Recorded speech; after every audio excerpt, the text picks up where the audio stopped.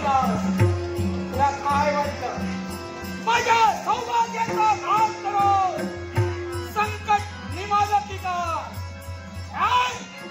अरे संकटाला वाचा फोडली राजा आई या नकाराची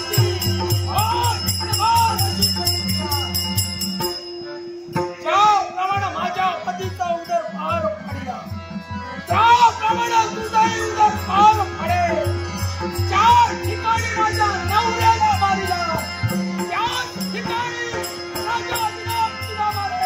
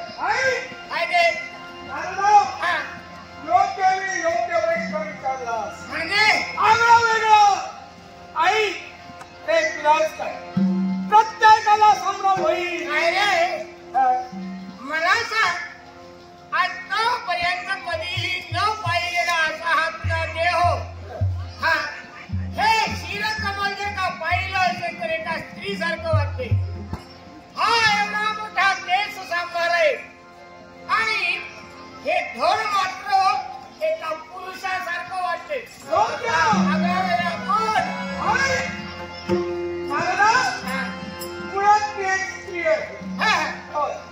नाव माझं हिमकावती काय कळू लागल्या दिनापासून एक निष्ठेने मी भक्ती केली ती ब्रह्मदेवाची ब्रह्मदेवाच्या भक्तीशिवाय अन्नाचा काळत्व पाण्याचा थेंबही प्राशन केला नाही अशी माझी कठोर भक्ती माझ्या भक्तीला देव प्रसन्न आणि देवाच्या मुखातून निघालेले शब्द हे मदभक्तिनी हिमकावती देव तुझ्यावर प्रसन्न आहे काय हवाई त्यावेळी माझ्या मुखातून निघालेले शब्द तेव्हा तुझ्या कृपाशीर्वादाने सारं काही मला प्राप्त आहे मला कशाची न्यूनता नाही तरी सुद्धा मी मागणार आहे त्यावेळी देव म्हणाला माग त्याचवेळी माझ्या मुखातून शब्द निघाले की देवा त्यावेळी दोन बलाढ्यवी रणखंडन करत असतात एक वीर दुसऱ्या वीरावर तुटून पडतो त्याप्रमाणे त्या बलाढ्य वीराप्रमाणे तेव्हा माझाही शरीर एका बलाढ्य वीराप्रमाणे एवढाच नव्हे तर बलाढ्य वीराप्रमाणे मिळालं ते शरीर त्या शरीराचा खंडन करणारा मला योग्य शास्त्राही हवा त्याच वेळी ब्रह्मदेवाच्या मुखातून निघालेले ते शब्द हे मकावती तथास्तु तथास्तु तथास्तु मानव म्हणून पाहते हे अदृश्य सर्वांगाला भवांचे हळूहळू माझ्या सुरात बदल होता एका पुरुषाचं आणि शेर मात्र एका सुंदर पण हे भीमकावती मला सांग माझ्या बापाकडून हे वरदान तू प्राप्त करून घेतलं उपयोग काय याचा या क्षणी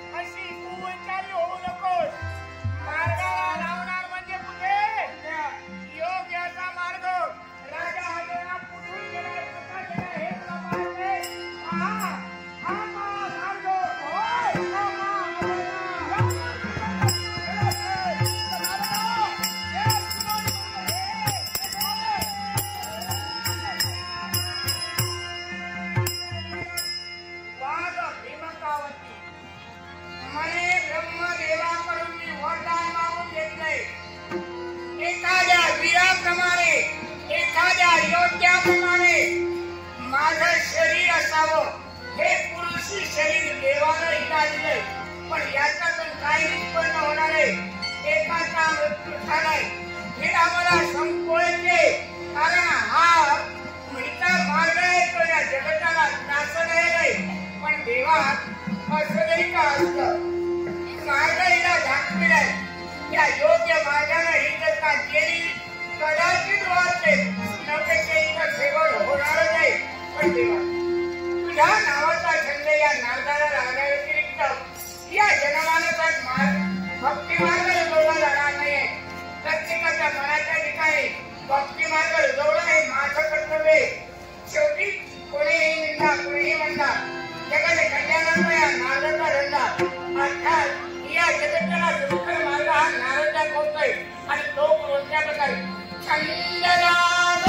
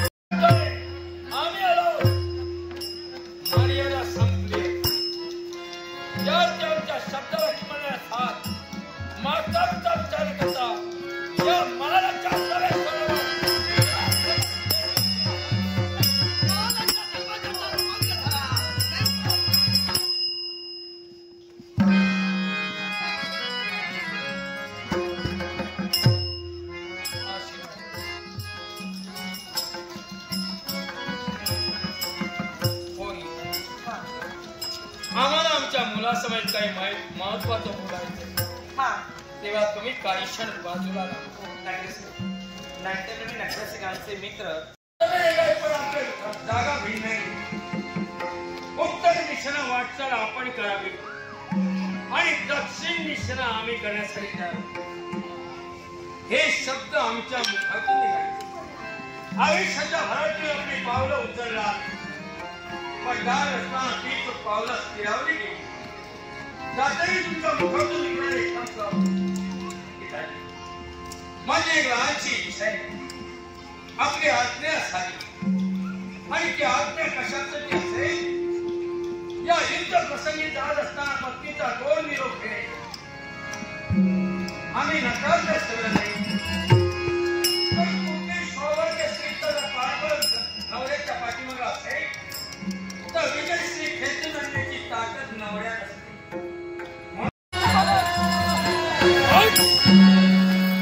सामान्य माणूस चुकला असेल तर त्याला क्षमा आहे.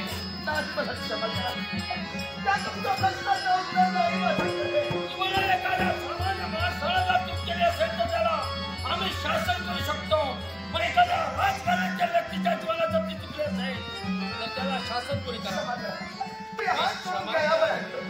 बापानं आपल्या मुलाला क्षमा करावी तर तुझ्या समोर आहे तो खंडप्राय नदीचा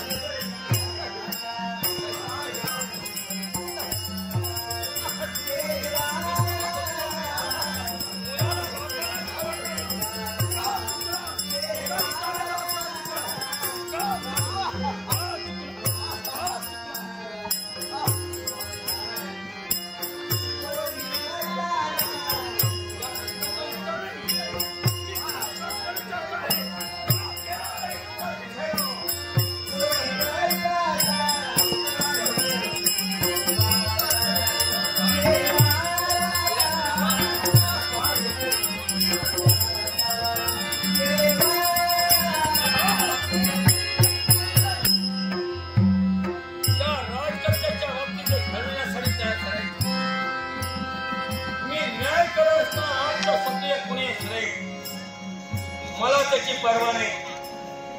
कर्तव्य जीवन आहे ते या खंडप्राय नगरीसाठी म्हणून अपराध केल्याच्या अपराधाला शास्त्र आहे.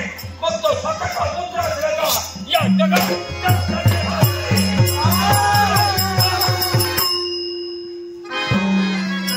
उत्तर आहे. म्हणूनच राजाचा शब्द योग्यतेने पाहणे महत्वाचं असल्या कारणात आपण इथपर्यंत आला. न्याय करत असताना न्याय कक्षेत ज्याप्रमाणे बसले त्याप्रमाणे मी न्याय केलाय.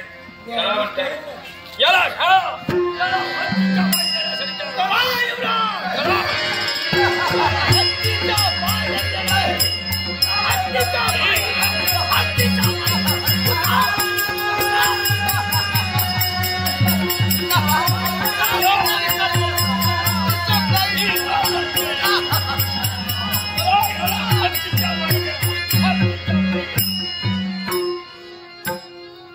युवराजाला हत्तीच्या पायी घेण्यासाठी नेलाय.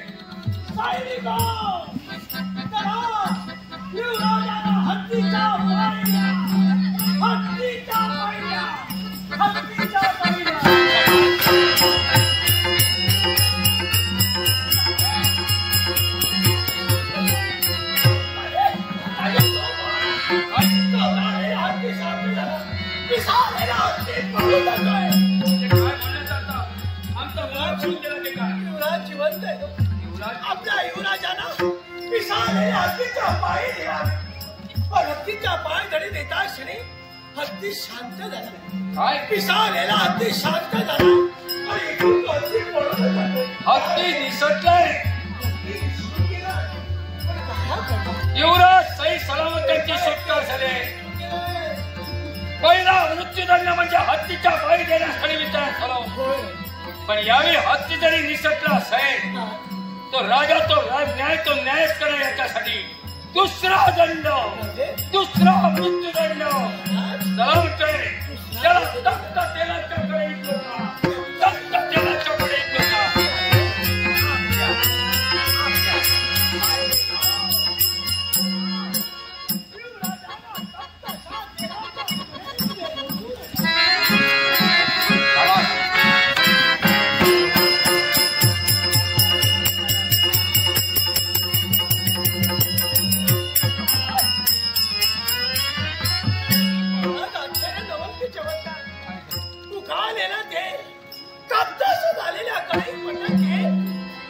राजे आमच्या हात पोहले गेले होय राजे. त्या तशा तेलाच्या कढईमध्ये आम्ही पुष्प टाकली पण ती पुष्प सुद्धा जळून खाळ झाली. ती पुष्प सुद्धा कोमेजून गेली. पण आपल्या युवराजाला तशा तेलाच्या कढईमध्ये आम्ही लोटून दिला. लोटून देता क्षणी त्या कढईमधील तेल एका थंड पाण्यासारखं दत्त तेलाचा पण उतरच्या तेलात युवराजाला रोजचा युवराज तेल सुद्धा पाण्यासारखं थंड झालं. युवराज जिवंत आहे. म्हणजे युवराज अजूनही जिवंत आहे. होय राजे. युवराज सही सलामत आहे. सही सलामत आहे युवराज. मग तिसरा दंड युवराजाला सुळावर चढवा सुळावर चढवा.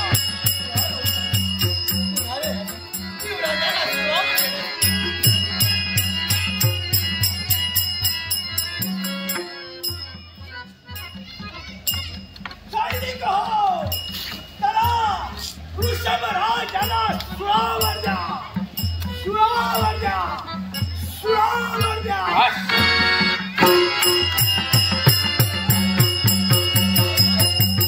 महाराज सूळ वितळून गेला पण आपला पुत्र जिवंत राहिला. सुळासमोर आम्ही युवराजाला उभं केलं त्याला सुळावर देणार एवढा सुळच वितळून गेला आणि युवराज जिवंत राहील. पूर्णपणे खात्री केली होती सुळाची. एक नाही आणि असं असताना त्या सुळावर चढविता तो सुळच वितळून गेला.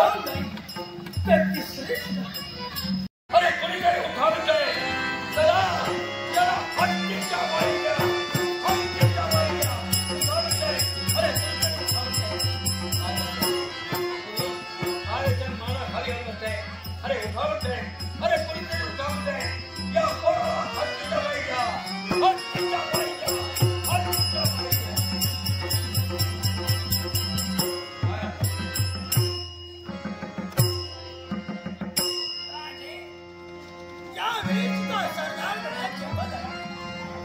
आपले शब्द म्हणजे त्या हातावर ज्याने झेलले अशा सरदार गणात गौरी आपल्या चणाची नतमस्त होते. आमचा आशीर्वाद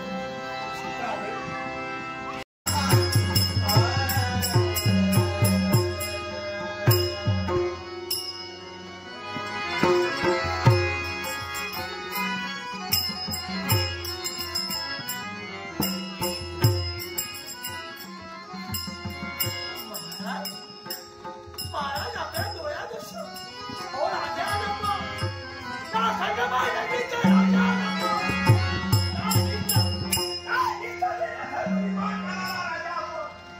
अरे आपल्या डोळ्यात असतो.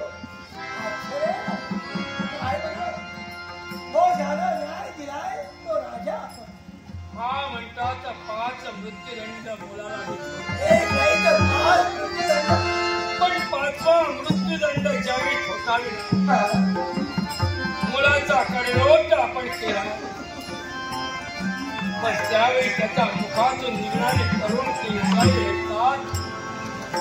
न्याय करती न्याय द्यायचा जो राजा उभा होता तो राजा संपला आणि बाप जागृत झाले. काय बाप जागृत झाले. हो न्याय देत असताना न्यायाधीशी कर्मचारी निर्माण केला. न्यायाचा डोका विसरून गेला. आपल्या मायेची माणसं तो त्याचा विचार करण्याचा न्यायाधीश देणार. न्याय देणारी न्याय देवता आपण राजा राजाला राजा सांगत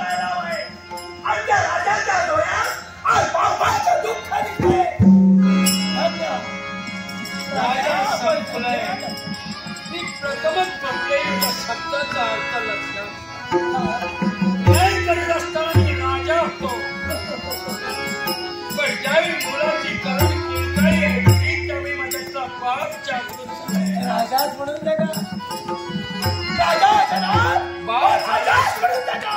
बाप झाल्याशिवाय बापाचं महत्व कुणालाही पण कळत नाही. न्याय या बापानेच केलाय, तो राजा म्हणून केलाय. मग तो पुत्र असू नये, न्याय केला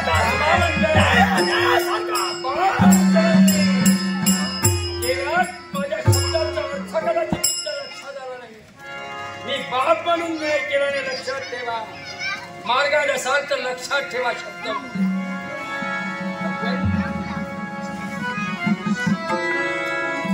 न्याय देवता म्हणून सामान्य माणूस असता तर राजानं कुणालाही न विचारता न्याय केला असता. पण पोटचा पोर चुकल्याच्या नंतर त्याला कौतळ जर बाब असला असेल तर राजा म्हणून सांगण्याचा अधिकार त्याला कधीच होता. माझ्या नेत्रात ओलावा काय तेवढी तुला काय, मी न्याय केला इकडे न्याय देवता म्हणून, पण आज नेत्रात ओलावा दिसतोय ते पाप म्हणे.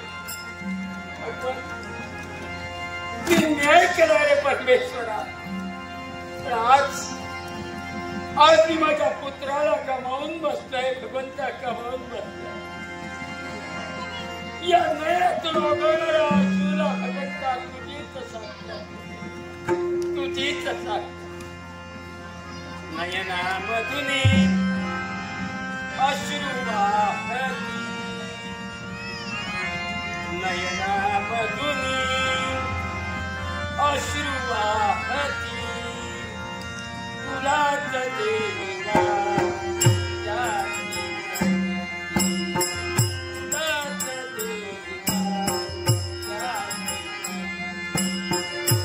सांगे कर्म यजुर्वेद ज्ञान संपन्न, अथर्ववेद उपासन, सामवेद जाणे आम्हाला मधुर संगीत गायन.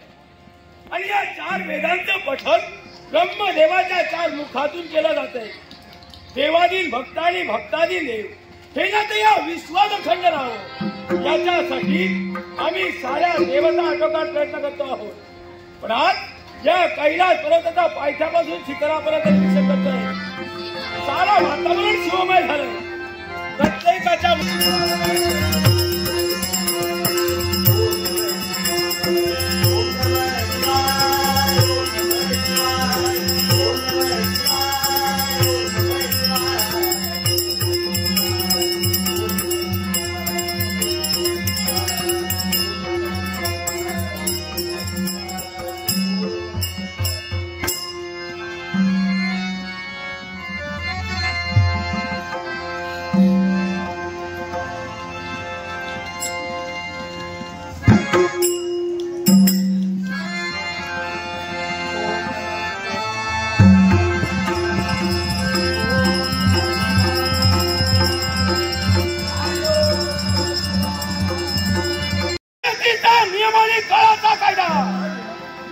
विश्वास कुणाला खोडण्याचा अधिकार आहे का? काळाचा कायदा खोडण्याचा अधिकार आणि ते मी बोलून दिलं. मी तुला प्रश्न करायला कारण आहे. असं काय म्हणून दिलं? राजा वचनावर आपल्या पुत्राला पंचमृत्यूदंड ठोठाविले. त्यावेळी तो हरला राजदरबारी एकही व्यक्ती तिथं उठली नाही. बरोबर आहे. ज्याची तिथं एकही व्यक्ती उठली नाही.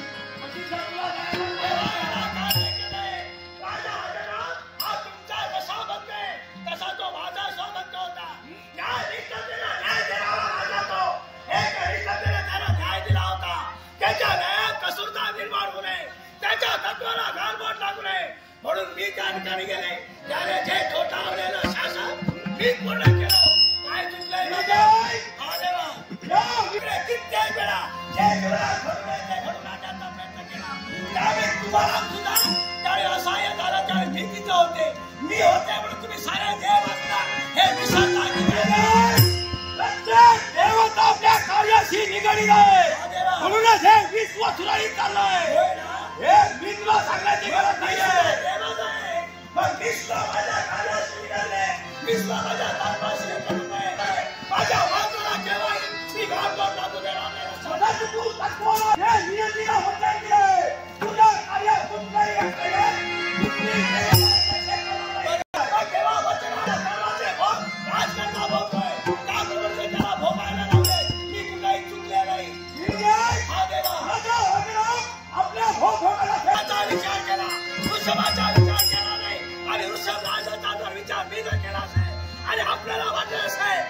विश्वास ठेवाया आता तुमचे तर मोठ्या मनानं मला माफ करा हमेशा शांतीने सांगायचा तर यावेळी मी सांगते माझ्या मार्गाला आडण्याचा प्रयत्न करू नका माझ्या कर्तव्याचे महत्व करते माझ्या कर्तव्याला मी महत्व दिलंय माझ्या महत्वाला तर मी लांब पाहण्याचा प्रयत्न करत आहे माझ्या कर्तव्याला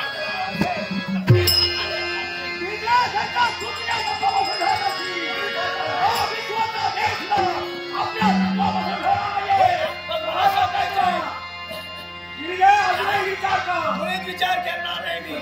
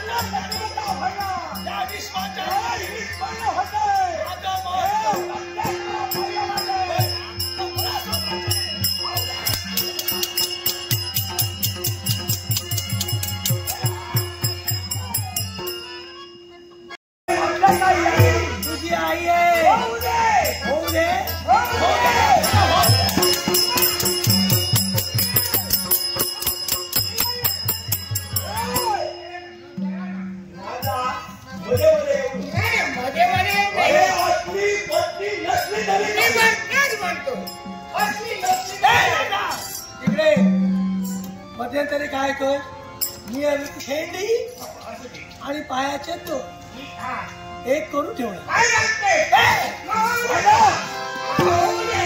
विश्व घडविला कुणी मी घडविले तुझा जन्म झाला कसा माझ्या तत्वामुळे झाला माझी गंगा कुठं जगदंबा कुठं जगदंबा मला शांत वाटते शीतल वाटते काय करा माहिती होऊन ठेवायला पाहते याच्यासाठी काय करा तुमचे भक्त तुम्हाला हवे अरे या घडविणार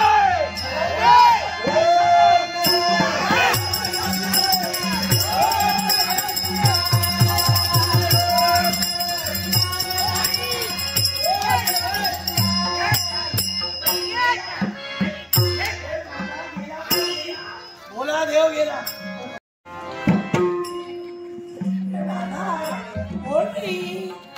विश्वाच्या माते यावेळी जाणून बुजून फिरवण्याचा कर्तव्य तुझ्याकडून होते माते यावेळी मी कोण कशासाठी हे तुला ज्ञान आहे मी कोण हे तुला ज्ञान आहे त्याची जाणीव मला आहे आणि तुझ्या बाबतीत मी धंदा का केली याची कल्पना तुला सुद्धा आहे पण हे लक्षात ठेव शिवशंभू महादेवाला ही सुंदर तत्वानं मी जर खाल्लेलं नसतं तर या जय तुझ्या हृदय तुला सुखाने जगवण्यासाठी स्वतःच्या जीवनाचा विचार घडवण्यासाठी शिवशंभू महादेवाला हिंदू घाललं अजून 4 वेळ तुला सुखाने घालवायची कुणाला अगं मृत्यूची भीती मला नाही अगं मृत्यूला कवटाळून मी जन्माला आली मृत्यूला ढकलणारी वेळ आहे अगं तुम्हा साऱ्या देवताला कोणता होई कोणी करावी त्याची देवता होती हिंदा पतीची स्वप्न होती त्याला पती स्वप्न धुळीत मिळाली आता तुझं स्वप्न माणूस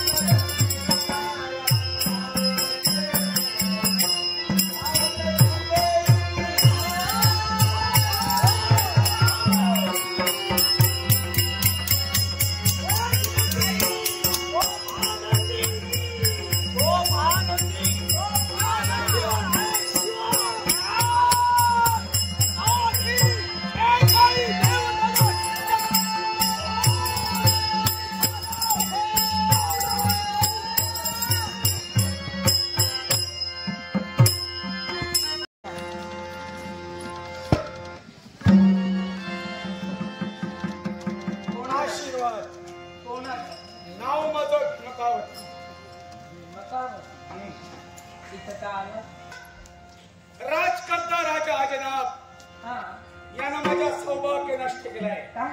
त्याच्या संसारातील एकालाही शिल्लक ठेवणार नाही. तुम्ही काय बोलता? पूर्ण काय शेतीवरती मग कारण एकालाही शिल्लक ठेवायचं नाही. तू तुझ्या पतीचा सूड घेते होत नाही. कुठेतरी आपलं सौभाग्य चुकलं असेल म्हणून त्याचा शेवट झाला. मुळीच नाही. मी कुणाच्याही शब्दावर आता विश्वास ठेवणार नाही. माझ्या पतीला मानलं आणि धर्मात मी वैदव्याच्या पंक्तीला बसते आणि तोच मला सूड घेते.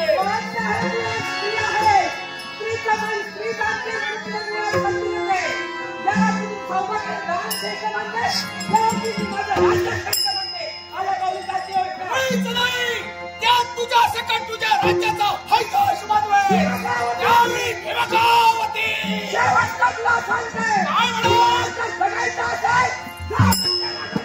आता दुसऱ्याच्या ओंजळीला जन्मभाषण देणारी भीमकावती नव्हे पण त्याच ओंजळीला नाश केल्याशिवाय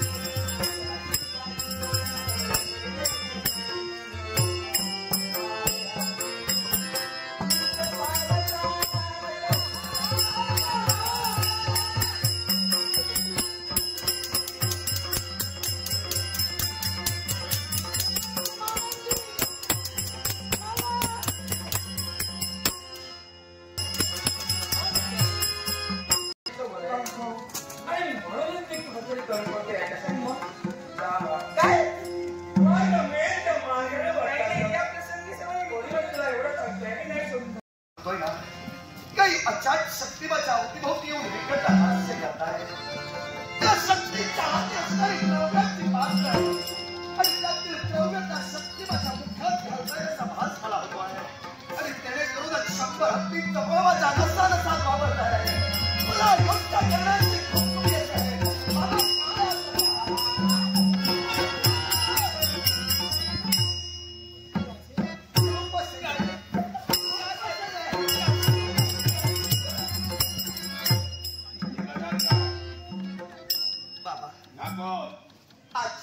खरी ओळख एका वर्षात आपल्याला पटली नाही आज माझी खरी ओळख तुम्हाला पटवून देण्याची वेळ समीप आली आपल्या सदनात आलेली ही स्त्री दुसरी तिसरी कुणी नव्हे तर ही माझी धर्मपत्नी रूपसेना मी कुणी सामान्य नव्हे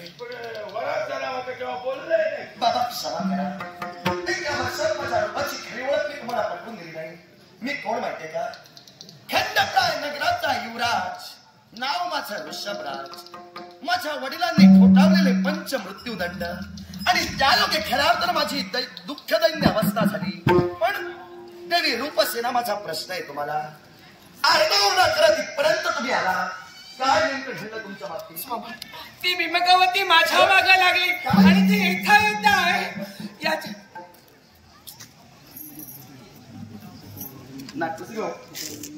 संगीत धुरी शुकळवाडी मित्रमंडळ यांच्याकडून आमची सदाबहार संगीतकार हार्मोनियम वादक दशावतार क्षेत्रातील एक सदाबहार हार्मोनियम वादक चिन्मय सावंत मृदुंगमणी सदाबहार पखवाज वादक घनश्याम पालव आणि कालरक्षक हर्षद धुरी तिघांच्या एक लग्नाचा गौरव करत लाखोलत पार्श्वला आहे माझ्या संगीत साथीदारांच्या वतीने आभार म्हणून प्रकाश परब यांच्याकडून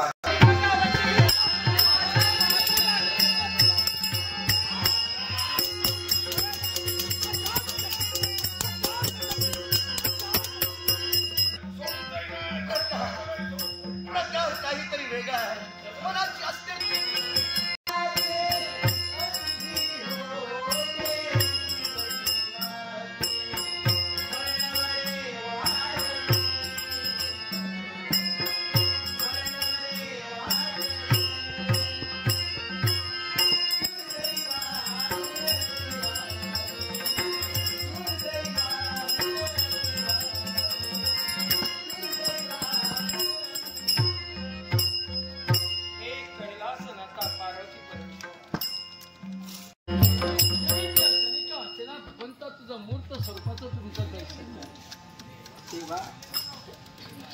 समाधान पण समाधान या शब्दाला आता अर्थ तरी काय होणार माझं जीवनच अर्थशून्य झालंय मी सर्वस्वातून पारखा झालोय भगवान राम रामदास राम हे राजा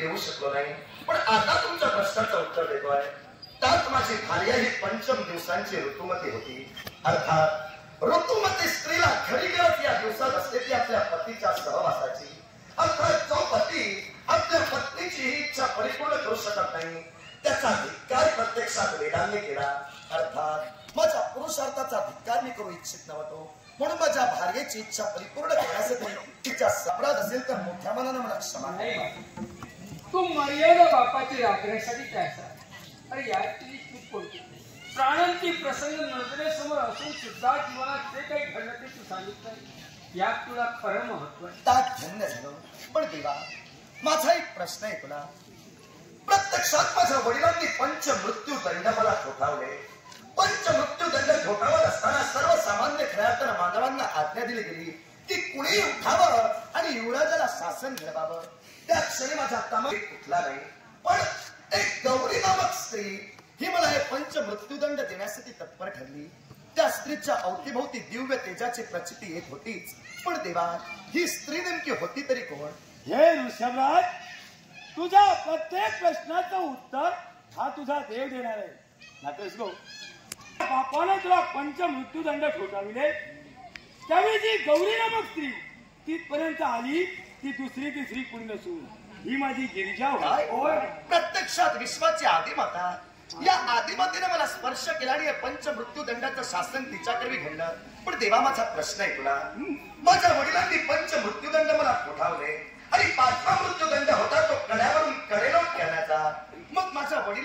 गौरी नामक स्त्रीकडून कड्यावरून कडेलोट केला तरी सुद्धा हा देह अबाधियाबाद कसा राहिला? हे ऋषभराज, तुझं म्हणणं की योग्यच आहे. ज्यावेळी यामध्ये गिरिजेने तुला कडेलोट केला त्यावेळी या विश्वाच्या देवानं आपल्या हातावर तुला अलगद झेडला. या विश्वात या देवानं मध्ये मला घडवायचं होतं, ते मला घडविण्यासाठी या विश्वाच्या देवाला हे सारं देवा घडवलं. धन्य झालो.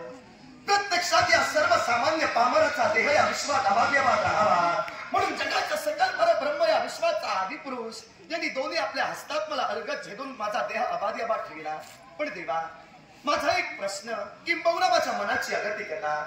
1 वर्ष ज्यांच्या सहवासात मी राहिलो, एका वर्षात घडणाऱ्या माझ्या बाबतीत अघटित घटना, ज्यावेळी मी निद्रेच्या आहारी जात होतो त्यावेळी काही अचाट शक्ती माझ्या अवतीभोवती येऊन विकट हास्य करायच्या. त्या शक्तींच्या हाती द्रव्याची पात्र असताना मला दिसायची आणि त्यातील द्रव्य त्या शक्ती माझ्या मुखात घालायच्या. देवा, हा प्रमाद काय? ज्यावेळी निद्रिस्त असताना ज्या अचाट शक्ती तुझ्या अवतीभोवती येऊन विकट हास्य करत होत्या त्या दुसऱ्या तिसऱ्या कुणी नसून या देवाचे शिवगण होते आणि त्यांच्या ज्या हाती जे द्रव्याची पात्र होती आणि जे द्रव्य तुझ्या मुखात ते टाकत होते ते द्रव्य म्हणजे सामान्य नव्हे, ती म्हणजे संजीवनी होय. आणि हे सारं या देवाच्या आज्ञेवरून घडलं जात होतं. पण देवा, हे माझ्या बाबतीत का घडलं? याला कारण आहे, जी भीमकावती नामक संकट तुमच्यावर ओढवलं गेलं ती भीमकावती ब्रह्मदेवाची वर्दी आहे. तिला मरणच आहे. जो कुणी पंचमृत्यूदंडातून सुखरूपणे बाहेर निघेल त्याच्याच कमी त्याला मरण आहे. म्हणूनच या विश्वाच्या देवाला हे सारं नाट्य घडवावं लागलं. देवा, म्हणजे विश्व कार्यात माझा सहभाग असावा म्हणून हा देह तुम्ही अबाधियाबाद केला. भीमकावतीचा मृत्यू तिच्या दिशेने ओढून आणण्यासाठी प्रत्यक्षात माझी तुम्ही पंचमृत्यूदंडातून सही सलामत सुटका केली. खऱ्या अर्थानं धन्य झालं. हे यावेळी असा होईल तर या भरताच्या नावानं पुढे या खंडप्राय नगरीला भरतखंड म्हणून राज्य ओळखला जाणार आहे. आणि एवढंच नाही तर तुझ्या वंशात जन्माला येणारा प्रत्येक राजा या भरतखंडाचा सांभाळ करील असा माझा आशीर्वाद आहे. मग हे ऋषभराज, जिचं म्हणून जिथं आहे ती इथं नक्की येणार आहे. जिथं तेव्हा